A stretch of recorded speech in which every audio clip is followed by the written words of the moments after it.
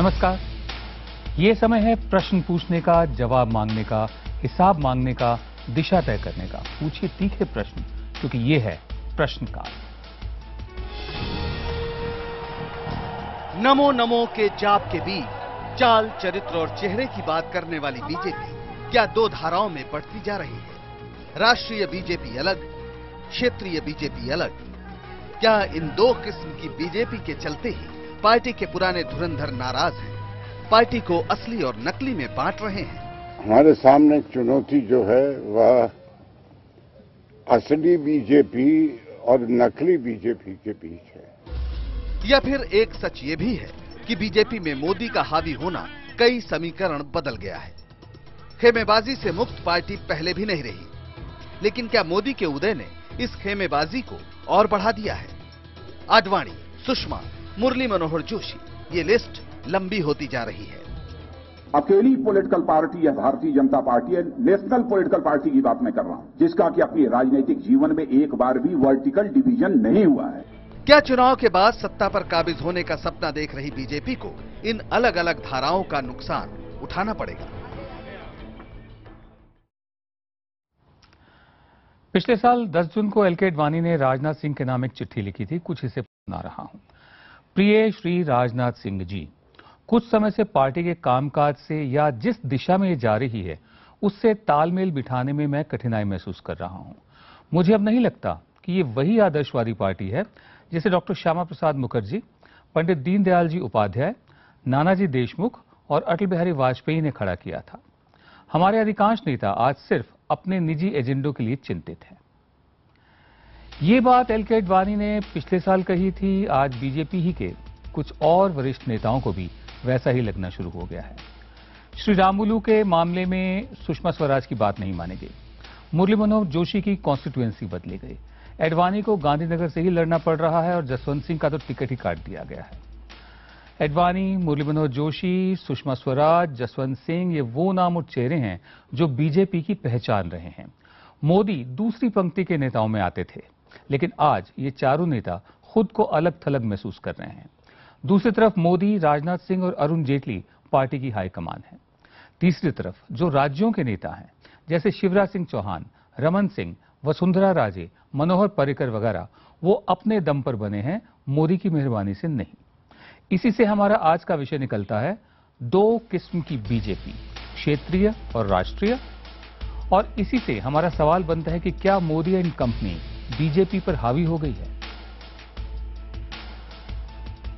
Social media के साथ ही आप अपनी राय हमें एसएमएस के जरिए भी दे सकते हैं। टाइप करें VKPY या VKPN और मैसेज करें 51818 पर। मेरे और आपके सवालों का जवाब देने के लिए प्रश्नकाल में हमारे साथ खास मेहमान जुड़े हैं। स्टूडियो में हमारे साथ हैं बीजेपी प्रवक्ता संबित पात्रा, दिल्ली से हमारे साथ हैं वरिष्ठ पत्रकार कुलदीप नैयर और मुंबई से हमारे साथ हैं वरिष्ठ पत्रकार सिद्धार्थ भाटिया और आरएसएस के जानकार राकेश सिन्हा भी आगे जुड़ेंगे। चर्चा शुरू करने से पहले दर्शकों के सवाल लेते हैं। ट्विटर पर जुनैद ने पूछा है कि क्या मोदी एंड कंपनी ने बीजेपी को हाईजैक कर लिया है। ट्विटर पर श्वेता ने लिखा है कि क्या बीजेपी में मोदी एंड कंपनी का ही वर्चस्व है, जिसके कारण पार्टी में सभी वरिष्ठ नेताओं की अनदेखी की जा रही है। संबित, आपका क्या जवाब होगा? देखिए विनोद जी, बहुत महत्वपूर्ण सवाल आपने पूछा है और मुझे लगता है प्रश्न में ही कहीं ना कहीं उत्तर है। जब आप पूरा प्रोमो पढ़ रहे थे, न्यूज़ पढ़ रहे थे, तो मैंने सुना आपने तमाम लीडरशिप का नाम लिया बीजेपी का, आडवाणी जी से लेकर सुषमा जी से मोदी जी का, बाकी तमाम लोगों का नाम लिया और आपने उसमें भी कहा है कि मोदी एंड कंपनी। ये देखिए एक बहुत बड़ा विषय है कि हमारे पास एक कंपनी है, तमाम लोगों का नाम है, एक फहरिस्त है। आप उसको 1 से 10 तक लिखेंगे तो 10 से आगे भी नाम चला जाएगा, मगर यही आप हिंदुस्तान के किसी भी और पॉलिटिकल पार्टी में नहीं कर सकते हैं। आप कांग्रेस को ले लीजिए, आप 1 से 10 तक नेता ढूंढेंगे तो एक पे ही नजर आएगा, गांधी फैमिली। और वो ये भी नहीं कह सकते गांधी फैमिली एंड कंपनी। आप सपा को ले लीजिए, बसपा को ले लीजिए, आप सिर्फ नेताजी कह सकते हैं या बहन जी कह सकते हैं। There is nothing called as behen ji and company, there is nothing called as Netaji and company. And company जो आपने जोड़ा है वही लोकतंत्र की सुंदरता को, ब्यूटिफिकेशन ऑफ डेमोक्रेसी को दर्शाता है। बहुत खूब, बहुत खूब, बहुत खूब संबित पात्रा, बहुत कवितामय बात आपने कह दी। इस पर मैं सिद्धार्थ भाटिया, मैं चाहूंगा कि आप इस पर रिएक्ट करें जो संबित पात्रा ने बोला है। पहली तो बात यह है कि संबित पात्रा जी ने पार्टली सही बोला है कि बहुत सारे वरिष्ठ नेता है, लेकिन ये जो आपका मूल सवाल है, ये कंपनी अब है कहाँ? ये कंपनी तो एकदम साइड लाइन हो गई है। आज हम देख रहे हैं कि एक पर्सनैलिटी कल्ट निकला है, जिस पार्टी में कहते थे कार्डर बेस्ड पार्टी है कि भाई आइडियोलॉजी से चलती है, लोगों से चलती है, वर्कर्स से चलती है और लीडर से चलती है। आज वो पर्सनैलिटी कल्ट हो गया, किसी और की तस्वीर नहीं, गाने भी उन्हीं के हैं, स्पीचेस भी उन्हीं के हैं। अब ये मानने वाली बात है कि मिस्टर मोदी बहुत ही एनर्जेटिक आदमी है कि इधर उधर जा रहे हैं, बहुत स्पीचेस दे रहे हैं, लेकिन आज ऐसा लगता है कि जितने लोग बीजेपी में हैं और जिनको कैंडिडेट्स को सीट मिल रही है, उनका एक ही क्राइटेरिया है। कल को अगर बीजेपी और मोदी में कोई डिफरेंस आ जाए तो वो मोदी साहब के साथ जाएंगे, बीजेपी के साथ नहीं जाएंगे। जी, ये मोदी जी की पार्टी है अब। जी, नैयर साहब, कुलदीप नैयर साहब, मैं आपके पास आता हूं। जो सवाल है वो ये है, हमारे दर्शक पूछ रहे हैं कि क्या मोदी एंड कंपनी ने बीजेपी को हाईजैक कर लिया है? आप क्या कहते हैं? आपने जवाब भी सुने। देखिए, ये मोदी एंड कंपनी मतलब ये है कि आरएसएस, ये आरएसएस पहले पीछे थी और बीजेपी उसका चेहरा था। अब आरएसएस खुद इस पॉलिटिकल जो स्ट्रगल है उसमें खुद शामिल हो गए। इसीलिए आप देखते हैं कि मोहन भगवत जो आरएस चीफ है, हर इलेक्शन जो सिलेक्टेड कमेटी है, सिलेक्शन कमेटी, उसमें खुद बैठा है और ऐसे कैंडिडेट चुने गए हैं जो कि आरएसएस के हों। जी, हमारे साथ राकेश सिन्हा भी जुड़ चुके हैं। राकेश, आपके आने से पहले सवाल ये था एक दर्शक का कि क्या मोदी एंड कंपनी ने वाकई बीजेपी को हाईजैक कर लिया? कुलदीप साहब का जवाब आपने सुना कि आरएसएस अब सीधी सादी सामने है। पहले बीजेपी उसका चेहरा हुआ करता था, अब आरएसएस खुद है। बेशक भागवत साहब ने कहा है कि हमारा काम नमो नमो करना नहीं है, बेशक राम माधव का भी वक्तव्य है, लेकिन आरएसएस की जो भागीदारी है इस दफे ज्यादा है। देखिए, मुझे लगता है कि संघ और भारतीय जनता पार्टी के संबंध को सब जानते हैं, इस पर कोई व्याख्या की जरूरत नहीं है। जी। और संघ भारतीय जनता पार्टी को संगठनात्मक और वैचारिक रूप से आज से नहीं, 1952 जनसंघ की स्थापना के समय से मदद करती आ रही है। जब 80 में भारतीय जनता पार्टी बनी और 52 में 50 में जनसंघ बना, तो संघ के कैडर उसके पीछे थे। इसलिए संघ कोई नया कर रहा है ऐसा नहीं है। जो दूसरी बात मैं कहना चाहता हूं, जो इस बुनियादी प्रश्न है, कांग्रेस में पुरुषोत्तम दास टंडन, पंत जैसे बड़े नेता थे। जब उन नेताओं को डिमोलिश किया गया तो हाईकमांड कल्चर शुरू हुआ। और उसका एक उदाहरण था जो कुलदीप नैयर साहब अच्छी तरह जानते होंगे कि 1952 के चुनाव में नेहरू जी को अधिकार दिया गया कि 4000 उम्मीदवारों का चयन करें। बिहार के श्री कृष्ण सिन्हा ने ऐसा प्रस्ताव रखा। इसी के विपरीत जब क्षेत्रीय नेता का उभार होता है, जैसे शिवराज सिंह चौहान है, नरेंद्र मोदी एक क्षेत्रीय नेता ही थे, गुजरात से उभरे, तो वह हाईकमांड कल्चर डिमोलिश होता है और एक डेमोक्रेटिक कल्चर शुरू होता है जिसमें एक चेक एंड बैलेंस की पद्धति होती है। माने आप ये कह रहे हैं कि जो शिवराज सिंह चौहान का उभरना है या रमन सिंह का उभरना है, मनोहर पारिकर, वसुंधरा राजे सिंधिया, ये सब एक सोची समझी योजनाबद्ध तरीके से किया गया है ताकि हाईकमान कल्चर ना बने। विनोद जी, एक उसमें थोड़ा सा मैं कहना चाहूंगा कि जब अटल जी का युग था, अटल जी का युग था मीन्स जनसंघ की स्थापना के समय से, तो क्षेत्र में बड़े बड़े नेता थे। बिहार में कैलाशपति मिश्रा हुआ करते थे, उत्तर प्रदेश में रमा त्रिपाठी जी हुआ करते थे। इस तरह से सभी क्षेत्रों में एक बड़े नेता थे। कुशवाहा ठाकरे मध्य प्रदेश में होते थे। लेकिन जब जनरेशन चेंज हुआ, वो एक ही जनरेशन के लोग थे। कैलाशपति मिश्रा जी और अटल जी का जनरेशन ऑलमोस्ट एक था।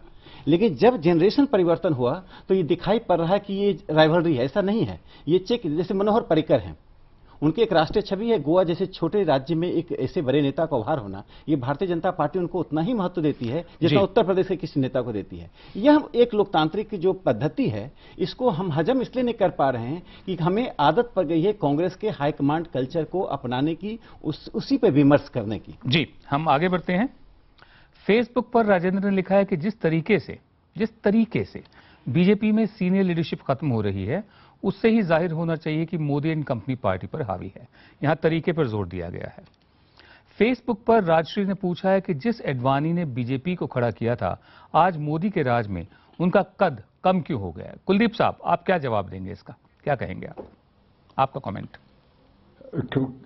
क्योंकि अब जो मोदी है, अपना अडवाणी साहब हैं, अब उनका इतना इन्फ्लुएंस या इतना असर नहीं रहा पार्टी में जितना पहले था। वो बनाने वाले थे, लेकिन आज जो कोटरी एक नरेंद्र मोदी के साथ आई है या जो आरएसएस है वो नहीं मानते। तभी तो आपने देखा कि आरएसएस ने अडवाणी को झिड़का था जब वो कराची से वापस आके कहा कि कायदे आज़म भी एक सेकुलर हैं।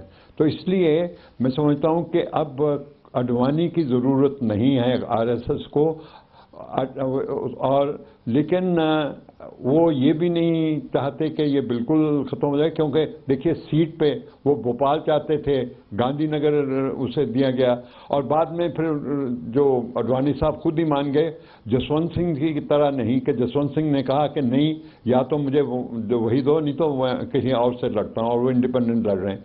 इसलिए जो ज़्यादा बात समझने की है कि इस वक्त सारी मोदी जो है, मोदी फ्रंट है, लेकिन मोदी के साथ आरएसएस पीछे है और वही फैसला कर रहा है। संबित, मैं ये जानना चाहता हूं कि मोदी फ्रंट है, ये कुलदीप साहब की असेसमेंट है। दूसरा जो सवाल था वो ये था कि जिस तरीके से लीडरशिप को खत्म किया जा रहा है, वरिष्ठ लीडरशिप को, आप क्या कहेंगे? सबसे पहला क्वेश्चन कि मोदी फ्रंट है, तो मुझे लगता है तो ये स्वागत योग्य विषय है कि मोदी फ्रंट है, क्योंकि जब चुनाव का विषय आता है तो एक ब्रांड के साथ चुनाव हमेशा लड़ा जाता है। और ये आज आप मानेंगे कि एक प्रेसिडेंशियल फॉर्म ऑफ इलेक्शन की तरफ हिंदुस्तान भी बढ़ रहा है, जहां एक पॉइंटेड एंड स्पेसिफिक विषयों पर लोगों को उत्तर चाहिए, और एक आदमी में वो जरूर वो छाया देखते हैं जो होता है। तो मुझे लगता है अगर भारतीय जनता पार्टी ने नरेंद्र मोदी को अपने पीएम एस्पिरेंट के रूप में उभारा है, तो स्वाभाविक रूप से चुनाव भी उनके चेहरे पर और उनके परफॉर्मेंस पे, उनके आधार पर लड़ा जाएगा, इसमें तो कोई बुराई नहीं है। मगर एक क्लासिकल चीज में जो इस चुनाव में देख रहा हूं, मैं इसे कहता हूं ब्रांड शिफ्ट, और ये ही अपच हो रहा है। Brand shift in the sense कि इससे पहले जितने चुनाव हुए, ब्रांड कहीं ना कहीं गांधी परिवार बनता था और कांग्रेस के पास वो ब्रांड होता था, और आज अचानक परफॉर्मेंस, डेवलपमेंट, डेडिकेशन और डिसाइसिवनेस के ब्रांड मोदी बन के उभरे हैं। जी सिद्धार्थ, मैं आप पर आता हूं। चुनाव बीजेपी लड़ रही है या आरएसएस लड़ रही है, पहली बात। दूसरी बात, जो संबित ने बात करी ब्रांड की, तो बेचारे अटल बिहारी वाजपेयी, उनकी तबीयत भी ठीक नहीं है, तो यूपी के जो चुनाव हुए, चाहे वो निगम परिषद के क्यों ना हुए हों, तब भी उनकी फोटो लगाई जाती है। ब्रांड अभी तक उनका इस्तेमाल होता आया था। एडवाणी ने कोशिश करी ब्रांड बनने की, नहीं बन पाए। तो मेरा सवाल यह है आपसे, क्या बीजेपी चुनाव लड़ रही है या आरएसएस चुनाव लड़ रही है? नहीं, चुनाव तो बीजेपी के नाम पे लड़ा जा रहा है, लेकिन बीजेपी की पर्सनैलिटी अब मोदी में और आरएसएस में सबस्यूम हो गई है। अभी mister Modi is the projection of the larger RSS idea and he has been found, उनको ऐसा रखा गया है कि उसमें बाकी सब चीजों को आसपास हटा दिया गया है। असल में संबित जी की बात काफी सही है कि ये ब्रांडिंग की एक्सरसाइज है, लेकिन नॉर्मली ब्रांडिंग की एक्सरसाइज में हर स्ट्रेंथ दी जाती है।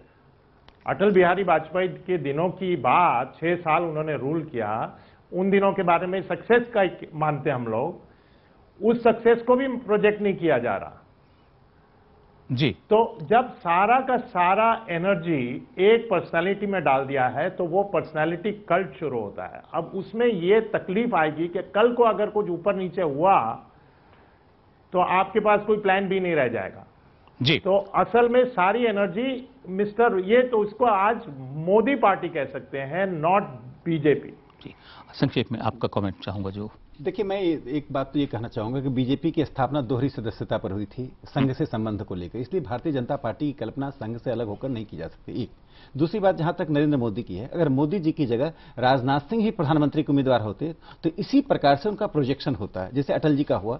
ये एक व्यक्ति, और मोदी जी के साथ एक अंतिम बात कहूंगा कि मोदी जी ने अपनी लोकप्रियता को जो ऑर्गेनाइजेशनल आइडियोलॉजिकल कॉन्स्टिट्यूएंसी है, बियॉन्ड दैट किया है। तो पार्टी के लिए वो एसेट है और पार्टी उसका लाभ उठाना चाहती है।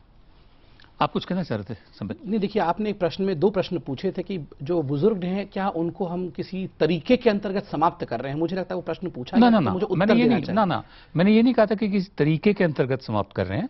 जो प्रश्न था हमारे दर्शक का, राजेंद्र का सवाल था, उन्होंने लिखा था कि जिस तरीके से बीजेपी में सीनियर लीडरशिप खत्म हो रही है, जिस तरीके से। बिल्कुल, ये भी उत्तर देना मैं चाहूंगा। मतलब डिनायल है, टिकट नहीं देना, आप देखिए, पसंद की कॉन्स्टिट्यूएंसी नहीं देना, जो कॉन्स्टिट्यूएंसी है वहां से टिकट नहीं देना। देखिए, जब एक बहुत महत्वपूर्ण विषय समझने का है, जब इतने बड़े चुनाव में दो पार्टी मुख्यतः लड़ रहे हैं, एक और मायूसी है और टिकट लेने के लिए कोई इच्छा नहीं जता रही है एक पार्टी, और दूसरे और एक वेव की बात हो रही है, एक सुनामी की बात हो रही है। स्वाभाविक रूप से हर कोई पार्टिसिपेशन में दिखना चाहता है, हर कोई विक्ट्री में अपने आप को दिखवाना चाहता है और रहना भी चाहता है। दिस पार्टिसिपेटरी डेमोक्रेसी, इसमें एक परसेप्शन अगर कहीं बन के उभर के आता है कि कुछ ना कुछ गलत है, तो मुझे लगता है ये मात्र परसेप्शन है, ये सही नहीं है। खत्म कैसे किया जाता है सीनियर लीडरशिप को, तो मुझे लगता है कांग्रेस के इतिहास में देखना पड़ेगा। देखिए, आप कांग्रेस का जिक्र कर रहे हैं, यहां कोई कांग्रेस वाला नहीं है। हम अगले हफ्ते कांग्रेस पे कार्यक्रम करने जा रहे हैं ऐसे ही, वहां कोई बीजेपी वाला नहीं होगा, तो हम उनको नहीं बोलने देंगे बीजेपी के बारे में। मैं बिल्कुल समझ रहा हूं, मैंने इसलिए कहा विनोद जी कि खत्म आप शब्द अपनी जो ताकत होता की है। बात कीजिए। नहीं, बिल्कुल, देखिए हमारी ताकत तो यही है कि हमारे बड़े हमारे साथ हैं और एक परसेप्शन बनाने की, मैं उसे बार बार कहता हूं कि वो एक मैन्युफैक्चर्ड डिसेंट दिखाने का प्रयास रह रहा है, वैसा कुछ नहीं है। जी, बीजेपी में जो कुछ हो रहा है उस पर सभी की नजर है, लेकिन बीजेपी का अपना वोटर क्या सोचता है, किसको प्रधानमंत्री बनना चाहिए, देखिए सीएसडीएस के सर्वे के नतीजे हैं। भारत माता एक सपूत, नरेंद्र मोदी, नरेंद्र मोदी। अगर चुनाव के बाद बीजेपी बहुमत से पीछे रह जाए और मोदी नए सहयोगियों को मंजूर न हो, तो कौन बने प्रधानमंत्री?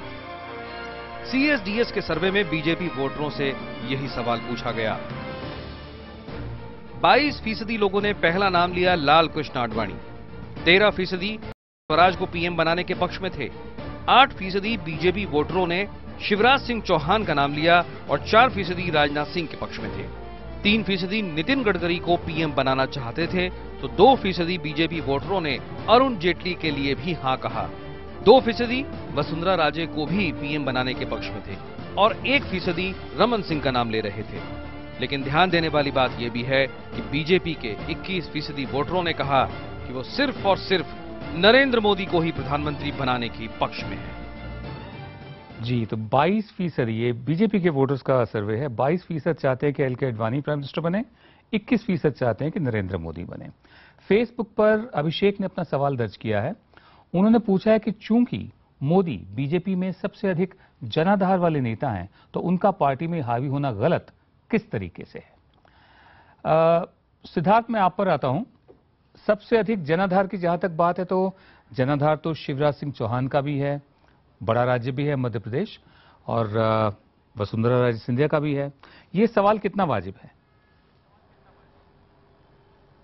ये बहुत इंपॉर्टेंट सर्वे था, मैंने इसके बारे में ज्यादा सुना नहीं था, लेकिन अगर आप देखें तो पहले जो हैं आडवाणी जी और सुषमा स्वराज, मोदी जी को हटा के उनका मिला के 40% होता है, और उन दोनों को साइडलाइन कर दिया गया है, तो इस बात को सोचना चाहिए। नहीं, देखिए, दूसरी बात यह है कि अगर आप कह रहे हैं, हाँ जी, हाँ कहिए। इनका सवाल ये है कि अगर जनाधार वाले नेता है मोदी, तो उनका हावी होने में क्या गलत है, अगर वो हावी हो गए तो? नहीं, तो उसमें हावी होने में कोई गलत नहीं है, लेकिन जब ये उनमें फॉर एग्जांपल एक चीज कही गई है कि भाई ये जनरेशनल शिफ्ट है।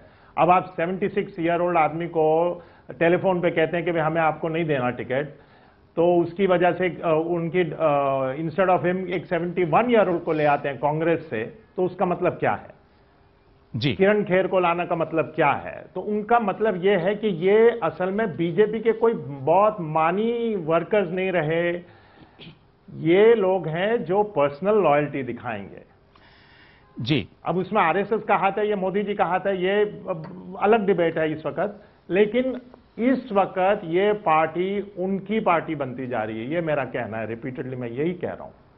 कुलदीप साहब, मैं आप पर आता हूं। ये जो सर्वे आपने देखा, 22% लोग चाहते हैं कि एल के आडवाणी प्राइम मिनिस्टर बने, 21% चाहते हैं नरेंद्र मोदी बने, और उसके अलावा मेरे ख्याल 18 या 19% सुषमा स्वराज को चाहते हैं। आपका कमेंट क्या है?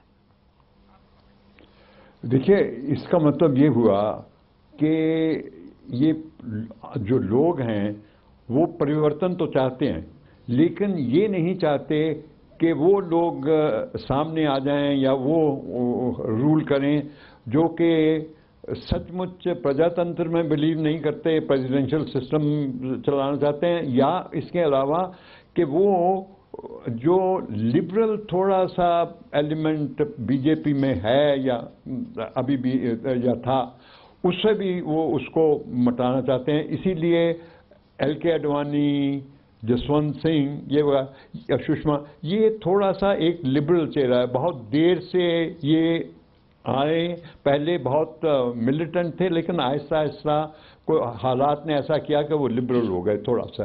अब क्योंकि आरएसएस सीधा बात करना चाहती है, लिबरलिज्म वगैरह पे नहीं है, वो कहते हैं कि हमें हिंदुत्व चाहिए, और इसलिए वो इन लोगों को जो कि थोड़े से अब जरा राउंड ऑफ उनकी फैनेटिसिज्म हो गई है, अब उसको निकालना चाहते हैं। जी, ट्विटर पर जय किशन ने लिखा है कि किसी भी पार्टी के लिए नेतृत्व की जरूरत होती है तो फिर उसके फैसले मानने में क्या बुराई है। कुलदीप साहब ने बहुत ही महत्वपूर्ण बात कही है कि लिबरल एलिमेंट जो नहीं चाहते पार्टी में, जो प्रजातंत्र को चोर दरवाजा बनाकर प्रेसिडेंशियल फॉर्म की बात करते हैं, ये उनका दौर शुरू हो रहा है। संबित, देखिए, सबसे महत्वपूर्ण विषय, आपने एक स्टैटिस्टिकल डाटा दिखाया कि कौन प्रधानमंत्री बन सकता है। देखिए, महत्वपूर्ण विषय यह है कि एक स्ट्रक्चर्ड पॉलिटिकल पार्टी होने के नाते जो भी अंततः निर्णायक भूमिका में रहती है, जो बॉडी हमारे पार्टी में, वह पार्लियामेंट्री कमेटी या पार्लियामेंट्री बोर्ड कहलाती है। और स्वाभाविक रूप से तमाम जिन लोगों का नाम आपने गिनाया, सबसे सुंदरता देखिए आपके इतने लोगों का नाम है कि प्रधानमंत्री बनने लायक और किसी पार्टी में संभव भी नहीं है। जितने लोगों का आपने नाम गिनाया वो सारे लोग पार्लियामेंट्री बोर्ड में बैठते हैं, और स्वाभाविक रूप से सबके रजामंदी के पश्चात एक ही कैंडिडेट को चुना जाता है। तो मुझे लगता है इसमें किसी प्रकार का द्वंद्व कहीं नहीं है कि किसे प्राइम मिनिस्टर कैंडिडेट के रूप में पार्टी ने प्रोजेक्ट किया, क्योंकि एक बहुत ही डेमोक्रेटिक प्रोसेस से स्टेप वाइज रूप से एक ही आदमी को जीरो ऑन किया गया है। जी, जो इन्होंने बात कही संबित ने, उससे तो मतलब किसी को भी यकीन हो सकता है कि पूरी तरह प्रजातंत्र है और सब कुछ ठीक है। He has spoken like a true spokes person. I congratulate you Sambit on this, spoken like a true spokes person. Okay, मैं ये जानना चाहता हूँ, कुलदीप साहब ने बड़ी गंभीर बातें कही है। क्या आरएसएस में वाकई ही लिबरल एलिमेंट को टॉलरेट करने की, बर्दाश्त करने की ताकत नहीं है? और बीजेपी में जो लोग लिबरल हो गए थे, जैसे कुलदीप साहब कह रहे हैं, सुषमा स्वराज हों, जसवंत सिंह हों, ये तमाम लोग, उनको अलग करना ही था कि लिबरल नहीं चाहिए, प्रजातंत्र नहीं चाहिए, प्रेसिडेंशियल फॉर्म की तरफ बढ़ो। देखिए, भारतीय जनता पार्टी ने कभी भी राष्ट्रपति प्रणाली की दलील नहीं दी है, और इंदिरा जी चुनाव लड़ी तो इंदिरा जी का प्रोजेक्शन हुआ, नेहरू जी का लगातार 2 डिकेड 3 डिकेड तक प्रोजेक्शन होता रहा।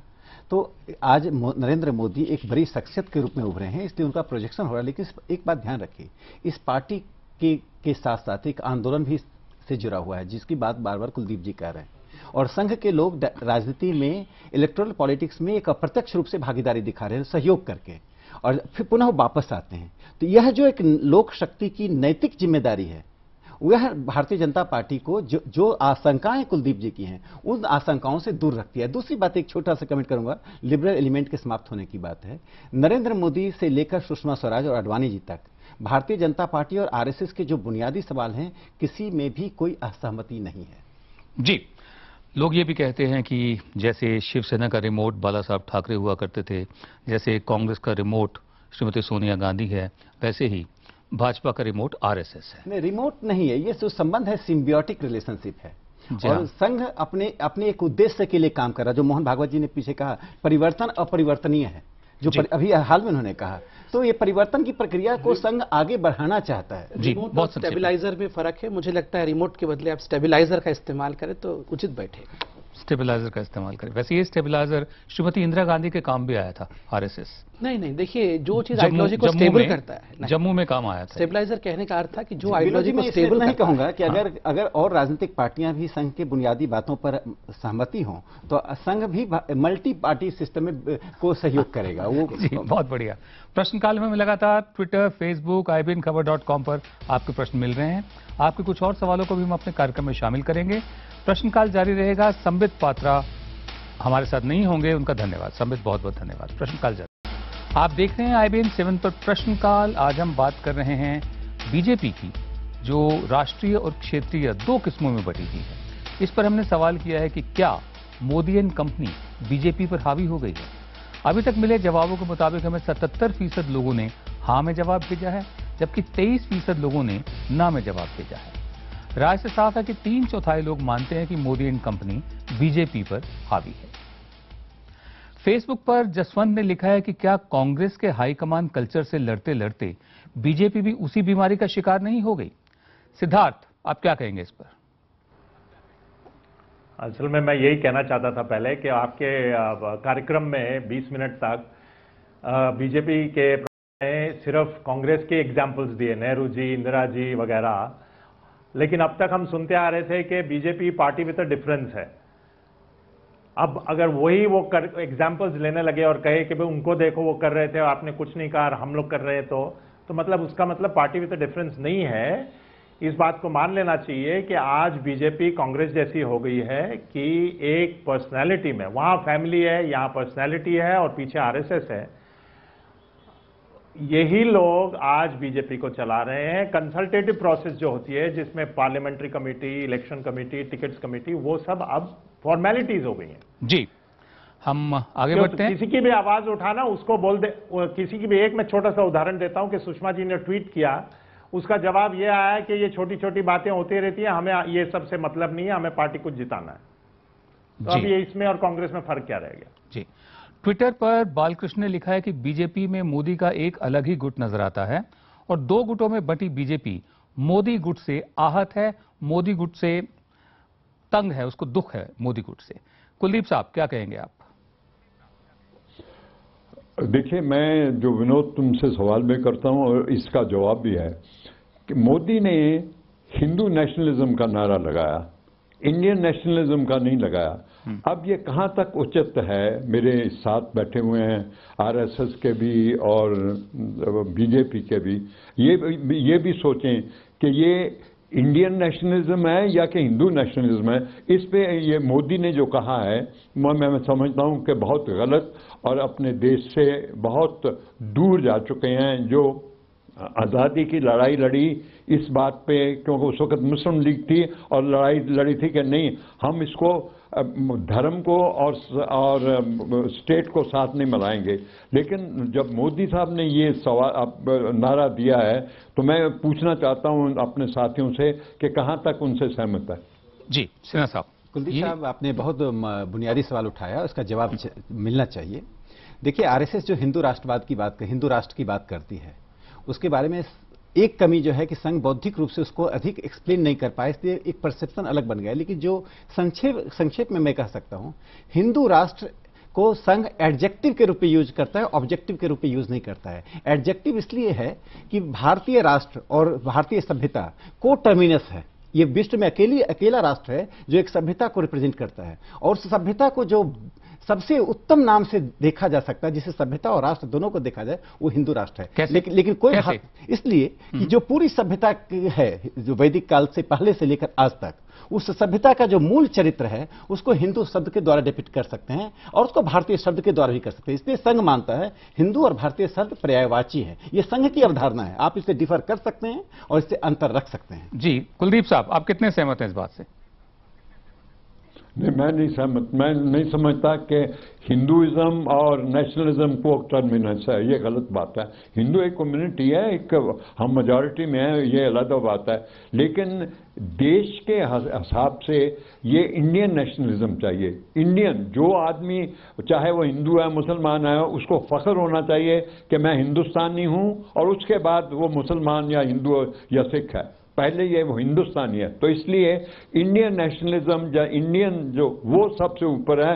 बाकी चाहे वो हिंदू नेशनलिज्म या मुस्लिम नेशनलिज्म वगैरह, ये नारे हैं, इसमें कोई जान नहीं है। सिन्हा साहब, क्या आप ये कहेंगे कि जो मुसलमान हैं यहाँ के वो मोहम्मदिया हिंदू हैं और जो सिख हैं यहाँ के वो केशधारी हिंदू हैं? देखिए, संघ जो हिंदू राष्ट्रवाद का उपयोग करता है वो इंक्लूसिव कॉन्टेक्स्ट में करता है। उसका विरोधी किस रूप में वर्णन करते हैं संघ के मुंह में शब्द डालकर, इससे संघ को नहीं, संघ क्या मानेगा? सिखों को क्या मानेगा संघ? सिखों को संघ मानता है कि राष्ट्रवादी है और हिंदू राष्ट्रवाद का अंग है, और उसी तरह से मुसलमान भी हिंदू राष्ट्रवाद का अंग है। देखिए, कोई डिफर कर सकता, कोई कह सकता भारतीय राष्ट्रवाद। संघ के भीतर भी ये डिबेट है। मैं कहता हूं संघ के भीतर भी विमर्श है, भारतीय राष्ट्र हो कि हिंदू राष्ट्र हो, और संघ ने अंत में माना कि भारतीय राष्ट्र और हिंदू राष्ट्र दोनों सिनोनिमस है। देखिए, अगर सिनोनिमस हैं और बहुत से लोगों को को तकलीफ हो रही है तो आप ड्रॉप क्यों नहीं कर देते हिंदू शब्द को? कल तकलीफ इस बात पर ही हो सकती है कि भारत शब्द की उत्पत्ति भरत से हुआ, जो कि दुष्यंत और शकुंतला के पुत्र थे और ऋषि परंपरा, कर्ण ऋषि के परंपरा से आगे बढ़े। तो कल यह भी कह सकता है कि ये हिंदू परंपरा का है, इसलिए भारत शब्द हटाकर इंडिया कर दो। तो कहां तक क्या क्या क्या छोड़ते जाएंगे? वैसे तो आर्यवर्त भी बोला जाता है, जैसे आर्यों के आने से पहले कोई भारत था ही नहीं, बहुत अच्छा देश था ही। भारत के अनेक नाम है और उन नामों मैं का वही आप सर्च कर रहा हूं ना। तो एक वो मेजॉरिटेरियनिज्म होता है ना, बाहुल्यवाद जी, इस वो आती है, जिसको लेकर श्री सीएन अन्नादुराई साहब ने कहा था कि अगर मेजॉरिटेरियनिज्म ही आधार है तो राष्ट्रीय पक्षी हमारा मोर नहीं होना चाहिए, कौवा होना चाहिए, क्योंकि कौवे ज्यादा हैं, मोर कम है, मेजॉरिटी कौवों की है। राष्ट्रीय पशु हमारा शेर नहीं होना चाहिए, हमारा राष्ट्रीय पशु चूहा होना चाहिए, क्योंकि चूहे ज्यादा हैं और शेर कम है। विनोद जी, इसमें मैं सिर्फ इतना कहना चाहूंगा, हिंदू शब्द का उपयोग गुणात्मक रूप से अधिक संघ करता है, संख्यात्मक रूप से नहीं करता है। इसलिए संघ की अवधारणा में एक बात है कि अल्पसंख्यक बहुसंख्यक, यह विवाद समाप्त होना चाहिए। और इस संघ ही नहीं, संविधान सभा ने भी कहा कि अल्पसंख्यक बहुसंख्यक जब तक अवधारणा बनी रहेगी तब तक इस देश में यह डिबेट नकारात्मक दिशा में जाता रहेगा। तो यूनिफॉर्मिटी एक सब पर आनी चाहिए। यूनिफॉर्मिटी नहीं होना चाहिए। तो श्री गोलवलकर ने कहा यूनिफॉर्मिटी, नेचर एवॉर्ड्स यूनिफॉर्मिटी। और एक बात और मैं जोर देना चाहूंगा, श्री गोलवलकर ने एक बार कहा था कि हम मुस्लिम पर्सनल लॉ को हटाना नहीं चाहते हैं, हम उन पर थोपना नहीं चाहते हैं यूनिफॉर्म सिविल कोड। यह विषय उनके भीतर से आना चाहिए, जब तक उनकी स्वीकृति नहीं हो उन पर नहीं थोपा जाए। ये 1972 में उन्होंने अपनी मृत्यु से पहले एक साक्षात्कार में कहा, जिसने डिबेट किया। और एक अंतिम लाइन कि सलमान खुर्शीद ने एक आरएसएस के अखबार में पत्र लिख के, मदरलैंड में पत्र लिख कर कहा कि Golwalkar is as great as Zakir Hussain और मैं I bow at the feet of Golwalkar. जी, मैं सिद्धार्थ आप पर आऊंगा, लेकिन उससे पहले मैं एक सवाल और पढ़ देता हूं, फिर जो इन्होंने कहा उस पर आपकी प्रतिक्रिया और ये सवाल का जवाब। फेसबुक पर आशिमा ने अपना सवाल लिखा है। उन्होंने लिखा है कि पार्टी को एक सूत्र में पिरोने और अनुशासन के लिए क्या एक ही व्यक्ति के हाथ में कमान नहीं रहनी चाहिए? सिद्धार्थ। अच्छा, ये पहले मैं फेसबुक का जवाब देता हूं, फेसबुक के सवाल का, कि ये जो फेडरल सिस्टम है और नेशनल सिस्टम है, इन दोनों में काफ़ी फ़र्क है। अब आप देखें तो गुजरात में लोग कहते हैं कि मोदी जी के सपोर्टर्स कहते हैं कि बहुत मिरेकल हुआ है, लेकिन वहाँ पे कई मिनिस्ट्रीज, बहुत इंपॉर्टेंट मिनिस्ट्रीज उनके हाथ में हैं। अब ये आएंगे सेंटर पे अगर, तो वहाँ कहेंगे कि भाई मैं लैंड रिफॉर्म करूँगा, वहाँ पे कोalition वाले पहले तो सवाल उठाएंगे, फिर स्टेट सवाल उठाएंगे, और कितनी मिनिस्ट्रीज रखेंगे लाइसेंस पास करने के लिए। तो इतनी पावर एक आदमी के हाथ में ना तो होनी चाहिए और ना हो सकती है। जी, हम लोग फेडरल सिस्टम है, अभी तक प्रेसिडेंशियल बने नहीं, और अभी तक डेमोक्रेसी जारी है इस कंट्री में। दूसरी बात ये, अभी ये मेजॉरिटेरियनिज्म की बात की, इन्होंने बहुत ही अपने कन्विंसिंगली अपनी तरफ से जवाब देने की कोशिश की, क्योंकि इन लोगों ने काफी इन चीजों को पिछले 20, 30, 25, 35 सालों में सीखा होता है। लेकिन जो मेरे जैसा आदमी, कुलदीप नायर जैसा आदमी जो हिंदू हैं, उन्हें भी डर लगता है इन चीजों से। जी सिद्धार्थ, और काफी हिंदू है। अगर ये बात सही होती तो इतने 50 सालों में, 60 सालों में आरएसएस रूल क्यों नहीं कर रही होती? जी, कुलदीप तो बहुत लोगों को डर लगता है। कुलदीप साहब, फाइनल कमेंट बहुत ही ब्रीफली, संक्षेप में। देखिए कि मैं समझता हूं कि ये आरएसएस को समझना चाहिए कि ये देश जो है ये सबका है, चाहे वो छोटी तादाद में हो या बड़ी तादाद में हो। एक हम प्रजातंत्र हैं और एक हम प्लूरिस्टिक सोसाइटी हैं। इसी के लिए हमने आज़ादी की जंग लड़ी थी और यही होना चाहिए। जी, बहुत बहुत शुक्रिया कुलदीप साहब आपका, सिद्धार्थ भाटिया आपका, राकेश सिन्हा आपका, आपने अपना समय निकाला, यहां पर आए, बहुत बहुत धन्यवाद आपका। प्रश्नकाल में हम आपके सवाल उठाते रहेंगे, प्रश्नकाल जारी रहेगा।